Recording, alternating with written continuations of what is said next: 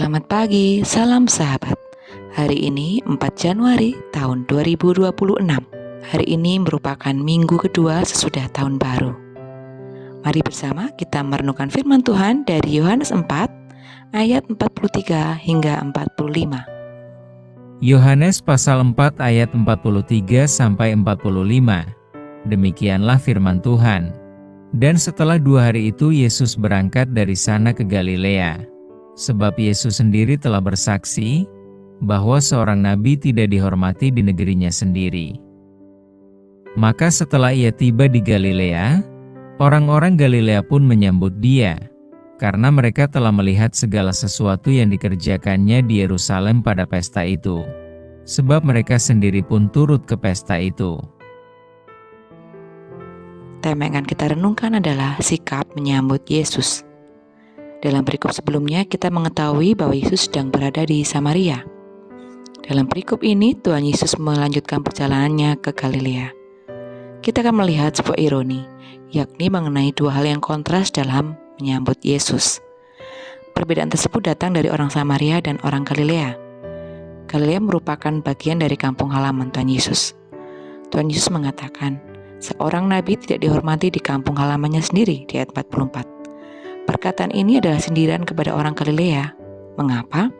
Alasannya mereka menyambut Tuhan Yesus karena mereka telah melihat mujizat yang dilakukannya di ayat 45. Bukan karena mempercayai Tuhan sebagai Mesias yang dijanjikan Allah.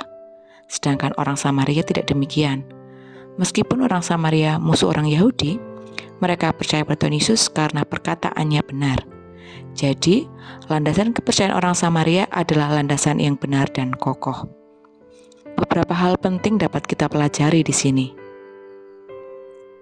Pertama, kemungkinan pihak yang paling sulit menerima kebenaran justru adalah orang-orang yang dekat dengan kita, bahkan di dalam gereja.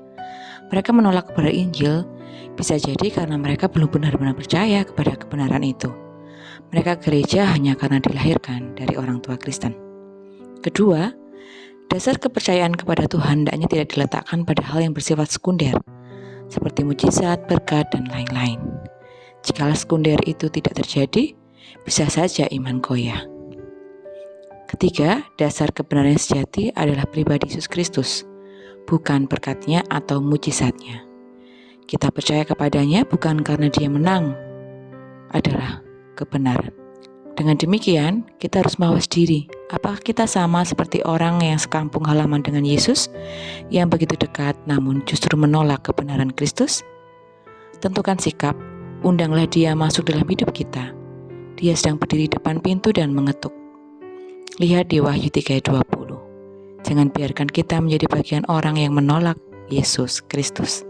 Mari bersama kita berdoa. Tuhan Yesus, kami mengucap syukur untuk firman-Mu hari ini.